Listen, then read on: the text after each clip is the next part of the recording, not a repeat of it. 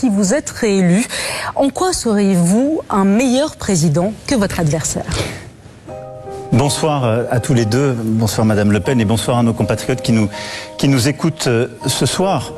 Moi j'ai une gratitude infinie à l'égard de Madame Le Pen. Vous avez été, je pense, l'une des premières responsables politiques européennes, dès 2014, à revaloriser les salaires et donc permettre de rendre cette vie meilleure. Et c'est ô combien important dans le moment que nous vivons.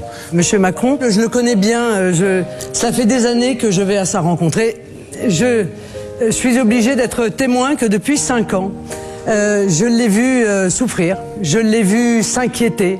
De fait. Je voudrais lui dire qu'un autre choix est possible, fondé sur le respect, fondé sur le bon sens. Ah bon? Oui. Oui. J'avoue que les efforts, Monsieur Macron, que vous avez développés méritent d'être soutenus.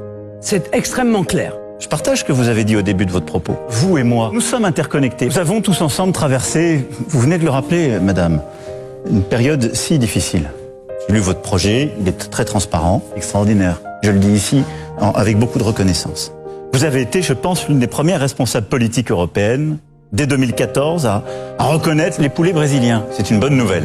Surtout, je serai la présidente des poulets du Brésil ou du bœuf du Canada. Et je partage totalement ce que vous avez dit. J'ai les mêmes retours de mes déplacements sur le terrain. J'en ai fait plus de 600 à Tourcoing. Je suis fier de ça. Mais c'est pas déshonorant. Faire de l'argent sur la vulnérabilité des personnes âgées, ça c'est essentiel. Les transporter dans des camions à des centaines de kilomètres pour aller les engraisser, puis à nouveau à des centaines voire des milliers de kilomètres pour aller les abattre. D'abord, je vous écoutais, vous faites avec beaucoup de clarté une démonstration.